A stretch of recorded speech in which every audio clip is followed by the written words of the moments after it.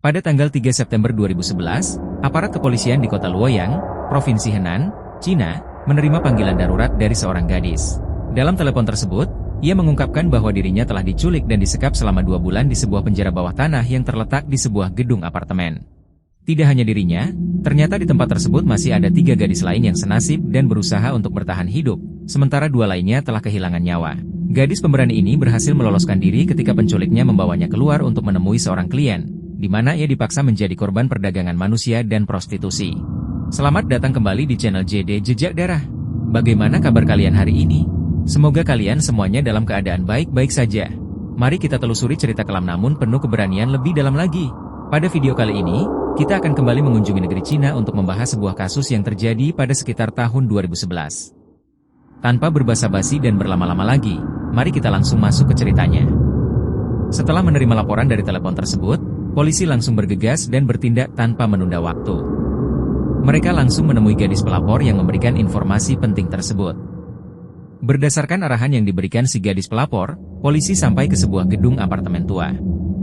Di gedung tersebut, setiap blok memiliki sebuah ruang bawah tanah yang kecil dengan ventilasi udara yang terbatas. Melalui sebuah jendela sempit, polisi akhirnya berhasil masuk ke ruang bawah tanah gedung blok 2 dan polisi menemukan sebuah ruangan mungil dengan luas sekitar 20 meter persegi. Ruangan itu tampak lembab, dipenuhi jamur, dan berantakan kondisi di dalamnya. Tampak beberapa perabot terlihat di sana, seperti tempat tidur, peralatan masak, sofa kecil, serta meja yang dilengkapi satu set komputer dengan terpasang sebuah kamera di atas layar komputer tersebut. Sehingga menambah kesan misteri pada ruangan itu. Si gadis pelapor menunjuk ke sudut ruangan yang penuh dengan barang-barang, kemudian petugas polisi bergegas menuju ke arah yang ia maksud. Dengan cekatan, para petugas mulai memindahkan barang-barang yang ada di area tersebut. Mereka tidak menyangka akan menemukan sebuah pintu geser di lantai.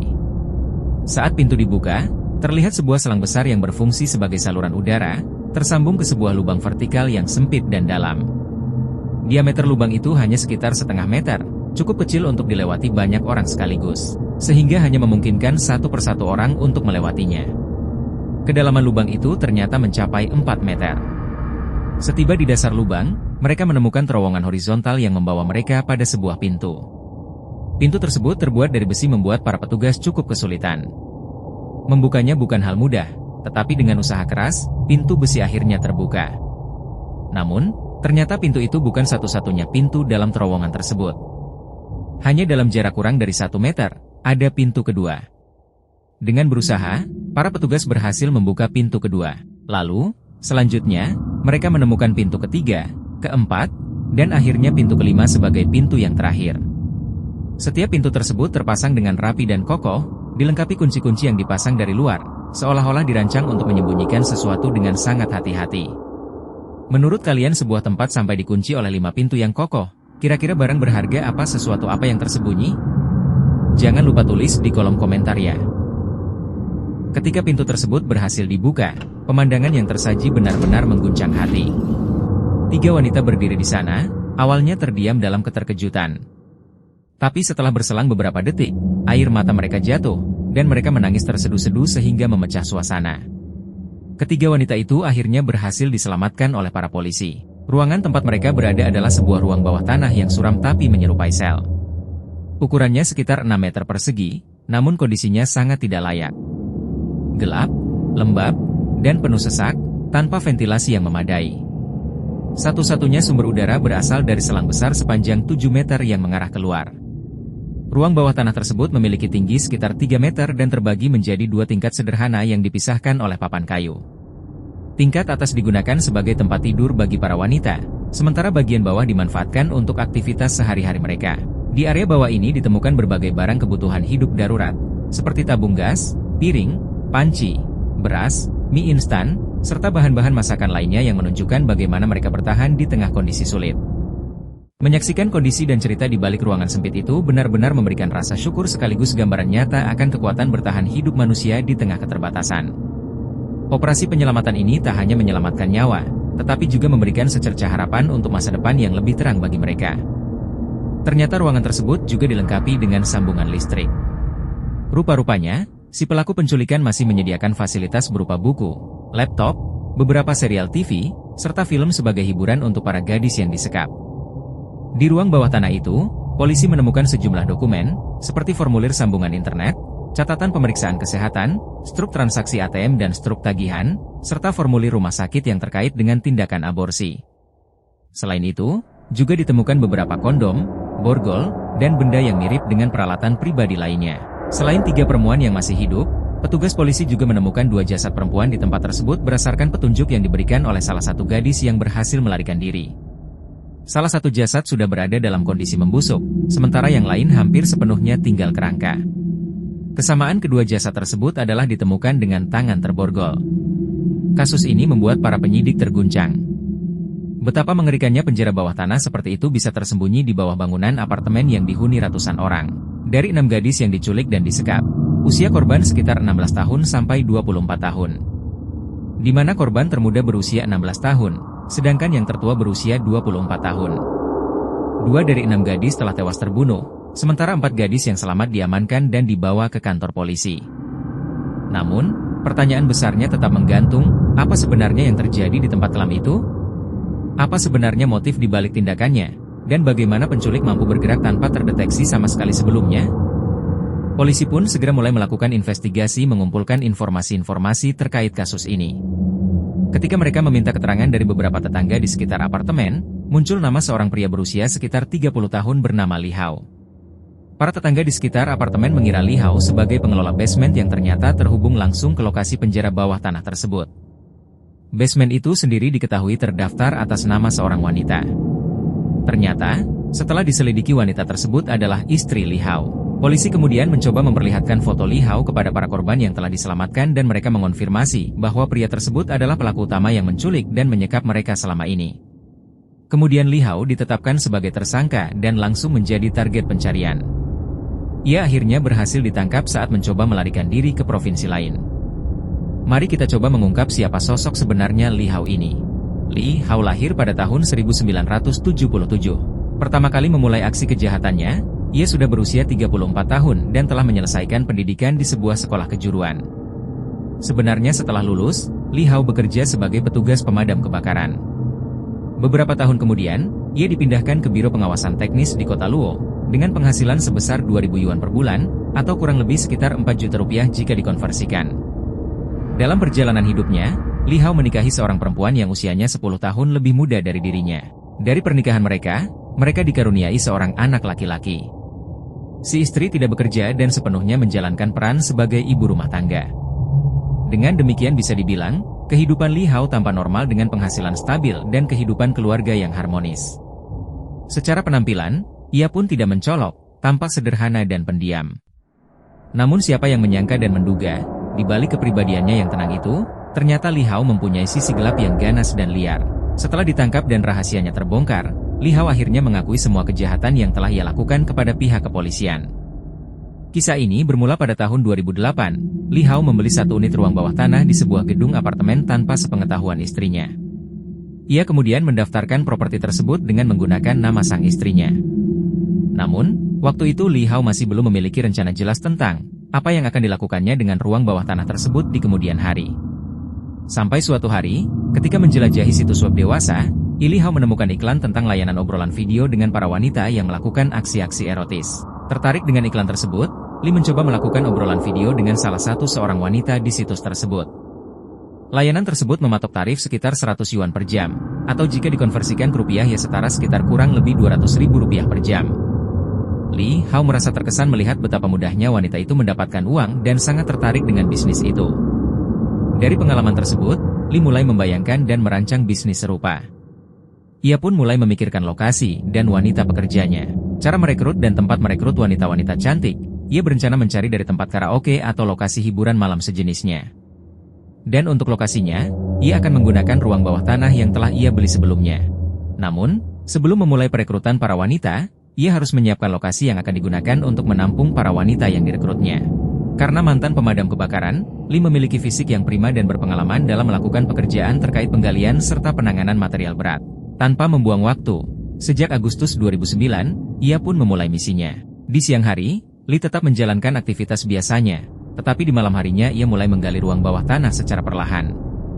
Ia bekerja bertahap, memastikan limbah dari penggaliannya dibuang sedikit demi menghindari kecurigaan warga sekitar. Saat itu, gedung apartemen tempat ia tinggal belum memiliki sistem keamanan seperti kamera pengawas, sehingga aktivitasnya luput dari perhatian. Ketika lokasinya ia rasa sudah cukup siap, ia mulai merekrut wanita dari klub karaoke atau lokasi hiburan malam sejenisnya. Dalam laporan ini, nama samaran para korban akan disebut sebagai Amy, Betty, Chloe, Dora, Emma, dan Fiona. Pada Oktober 2009, Lee menemukan Amy di sebuah klub karaoke dan berhasil meyakinkannya untuk datang ke tempatnya dengan iming-iming kesepakatan tertentu. Begitu Amy sampai di basement itu, Lee barulah mengungkapkan niat sebenarnya. Amy menolak tawaran tersebut, tapi ia diserang dan dipaksa masuk ke sebuah ruang bawah tanah sempit yang telah digalinya. Amy tidak tinggal diam dan mencoba melawan semampunya, namun upayanya hanya berakhir dengan penyiksaan yang menyakitkan. Ketika Amy berteriak minta tolong, suaranya tidak terdengar keluar karena ruang tersebut kedap suara dan mereka berada jauh di bawah tanah. Tidak ada satu orang pun yang dapat mendengar jeritannya. Sejak malam itu, Amy menjadi tawanan Lee Hao. Di siang hari, saat Lee Hao bekerja, Amy dikurung di dalam lubang sempit, lalu pada malam hari pria itu datang membawakannya makanan. Pada awal tahun 2010, ruang bawah tanah tersebut akhirnya selesai sepenuhnya. Lee Hao kemudian memasang kabel listrik dan saluran udara di ruang itu. Kemudian, Lee Hao mulai mencari korban baru di klub karaoke dan panti pijat khusus. Kali ini, korbannya adalah Betty, seorang terapis di panti pijat. Modus yang digunakan masih sama seperti sebelumnya, yaitu dengan iming-iming kesepakatan tertentu. Betty dibujuk untuk datang ke tempatnya. Sampai di tempat Lee Hao, ia lalu dibius dan dikurung bersama Amy. Saat Lee Hao pergi, Amy dan Betty berusaha memikirkan cara melarikan diri. Namun, ruangan tempat mereka disekap memiliki pintu berlapis-lapis dengan kedalaman vertikal mencapai 4 meter. Tidak peduli sekeras apapun mereka berteriak, tak ada yang bisa mendengarnya. Suatu malam, ketika Lee Hao datang membawa makanan dan sedang membelakangi mereka, Amy mencoba menyerangnya menggunakan hak tinggi dari sepatunya. Sayangnya, tindakan itu tidak membuahkan hasil. Lee Hao justru menjadi sangat marah dan menyerang Amy habis-habisan hingga hampir tak sadarkan diri. Di sudut ruangan, Betty hanya bisa diam terpaku, ketakutan melihat kejadian itu. Dalam kemarahannya, Lee Hao memberikan perintah kejam kepada Betty, yaitu Betty harus mencekik Amy untuk menyelamatkan dirinya sendiri. Dengan perasaan bingung dan takut akan keselamatannya, Betty menurut saja. Setelah itu, Lee Hao menggali lubang dangkal dan memaksa Betty mengubur tubuh Amy di sana. Hidupnya berlanjut dalam ketakutan, tanpa keberanian untuk melawan Lee Hao lagi. Selama periode itu, Betty disekap dan diperlakukan sebagai objek pemuas nafsu Lee Hao. Pada bulan Juni 2011, penderitaannya bertambah ketika Lee Hao membawa 3 gadis baru ke tempat itu, yaitu Chloe, Dora, dan seorang gadis bernama Emma. Betty sebagai senior yang sudah mendekam di sana selama 1,5 tahun menceritakan kejadian yang dialami oleh Amy serta memperingatkan Chloe, Dora, dan Emma supaya tidak coba-coba melarikan diri atau melawan Lee Hao, kalau mereka mau selamat. Awalnya keempat gadis ini hanya menunggu Lee Hao datang mengantar makanan untuk mereka. Lee Hao sengaja membuat mereka kelaparan dan hanya makan 2 hari sekali supaya mereka lemah, sehingga tidak mencoba untuk melarikan diri dan tidak punya tenaga untuk melawan. Tapi lama-kelamaan Lee Hao merasa kewalahan karena pengeluarannya bertambah besar alias boros. Akhirnya, dia melengkapi ruang bawah tanah dengan kompor, tabung gas, peralatan masak, dan peralatan makan. Beberapa hari sekali, Lee datang membawa mie instan dan bumbu-bumbu untuk masak. Setiap kali Lee Hao pergi dari ruang bawah tanah untuk pulang, ia membuang kotoran para wanita tahanannya karena ruang bawah tanah tersebut tidak dilengkapi dengan kakus. Lama-kelamaan terciptalah komunitas kecil para tawanan di penjara bawah tanah tersebut. Betty, Chloe, Dora, dan Emma awalnya sebal dan muak kepada Lee Hao. Tapi lama-kelamaan rasa benci itu berubah menjadi sikap patuh dan tumbuh rasa kagum. Mereka mulai bersaing untuk bisa mendapatkan perhatian lebih dari Lee Hao dan berusaha untuk menjadi gadis spesial bagi Lee. Sejak itu setiap kali Lee datang ke ruang bawah tanah, 4 gadis itu menyambutnya dengan penuh sukacita, melayani dan memperlakukan Lee layaknya seorang raja. Syarat menjadi ratu di ruang bawah tanah adalah gadis yang menjadi favorit atau special Lee Hao. Sampai suatu hari terjadi perkelahian secara fisik cukup besar antara Chloe dan Dora. Lee Hao mendapatkan informasi bahwa Chloe lah yang memulai terlebih dahulu sehingga membuat Lee Hao marah besar dan akhirnya menyiksa Chloe sampai akhirnya gadis tersebut meninggal. Ternyata Lee memang sengaja membuat mereka berempat untuk saling bertengkar untuk merusak kerukunan komunitas tersebut. Ketika dia merasa sudah berhasil mengontrol keempat gadisnya secara fisik maupun psikis, sudah tiba waktunya bagi mereka untuk menghasilkan uang. Lee menyiapkan satu set komputer dengan kamera yang telah disambungkan ke internet untuk melakukan live streaming. Para gadis bergiliran keluar dari ruang bawah tanah dan menjadi host live streaming bertema erotis tersebut. Sementara Lee duduk di samping komputer untuk mengawasi kalau ada gelagat yang mencurigakan. Seperti pengalaman dia sebelumnya, tarif yang dia pasang juga sama, yaitu 100 yuan per jam atau sekitar Rp200.000 per jam yang dibayar melalui dompet digital. Tapi setelah beberapa waktu melakukan bisnis pertunjukan erotis itu, uang yang masuk ternyata jauh lebih sedikit dari yang ia harapkan. Penyebabnya kurang lebih karena mungkin persaingan bisnis, mungkin juga karena gadis-gadis Lee Hao tidak menarik. Lalu Lee mau tidak mau harus putar otak supaya bisa mendapatkan penghasilan lebih lagi karena memelihara 4 gadis itu membutuhkan biaya yang tidak sedikit. Belum lagi kalau mereka sakit atau hamil, yang artinya butuh biaya ekstra untuk aborsi dan beli obat. Yang jadi masalah berikutnya adalah Lee Hao mengaku kepada istrinya bahwa ia bekerja di malam hari sebagai penjaga keamanan, berarti pendapatan yang diterima istrinya seharusnya bertambah banyak. Namun kenyataannya uang yang diberikan kepada istrinya makin lama semakin sedikit karena penghasilan Lee terbagi dua, yaitu untuk istrinya di rumah dan untuk para gadis yang di ruang bawah tanah. Di titik ini, Lee Hao merasa kalau dia perlu membawa mereka keluar dari ruang bawah tanah dan menjadikan mereka sebagai PSK. Dengan bertemu dengan klien secara langsung, bertransaksi dan langsung menghasilkan uang. Walaupun ada kesempatan untuk melarikan diri atau mencari pertolongan, para gadis tersebut terlalu takut pada Lee dan selalu menyia-nyiakan kesempatan. Sampai tiba saatnya Fiona yang mendapat giliran keluar dari ruang bawah tanah untuk bertemu kliennya. Ketika sedang melayani kliennya, Fiona memberanikan diri meminta pertolongan. Ia menggambarkan keadaan mereka yang diculik serta disekap di ruang bawah tanah, disiksa serta dituntut buat jadi PSK. Untungnya, si klien ini berbaik hati membawa Fiona melarikan diri serta meminjamkan telepon genggam miliknya. Fiona pun langsung menelepon polisi. Ketika Lee Hao sadar bahwa Fiona sudah kabur serta besar kemungkinan gadis tersebut melaporkan ke polisi, Lee Hao langsung pergi ke rumah kakak perempuannya. Di sana Lee Hao menggambarkan kejahatannya kemudian meminjam uang dari kakak perempuannya untuk melarikan diri ke provinsi lain. Tetapi nyatanya langkahnya kalah cepat dengan polisi. Lee Hao berhasil ditangkap keesokan harinya ketika laki-laki itu hendak masuk ke dalam perahu yang hendak membawanya berangkat meninggalkan Luoyang. Mereka disekap di penjara bawah tanah Betty yang paling lama hampir 2 tahun, sedangkan Fiona baru sekitar 2 bulan. Betty yang menyaksikan 2 gadis lain tewas.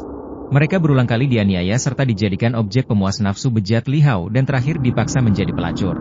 Tapi menariknya, saat diinterogasi polisi, 3 gadis tersebut malah membela Lee Hao. Mereka menyampaikan hal-hal baik tentang pria itu, bahkan menyatakan bahwa mereka baik-baik saja walaupun tidak dibebaskan oleh polisi. Hanya Fiona yang tidak membela Lee Hao. Setelah investigasi dan pengadilan selama 1 tahun lebih, pada tanggal 30 November tahun 2012, hakim menjatuhkan vonis hukuman mati untuk Lee Hao dengan tuduhan penculikan, pembunuhan, dan melakukan bisnis prostitusi ilegal. Selain Lee Hao, Betty juga dinyatakan bersalah atas kematian Amy dan divonis dengan hukuman penjara selama 3 tahun. Untuk Dora dan Emma dijatuhi hukuman percobaan atas kematian Chloe. Si kakak perempuan Lee Hao juga dijatuhi hukuman masa percobaan atas perannya membantu Lee Hao melarikan diri. Kemudian Januari 2014, Lee Hao dieksekusi mati. Sementara Fiona dibebaskan karena tidak terlibat sama sekali dalam kematian Amy dan Chloe. Thanks for watching. Like, comment and subscribe.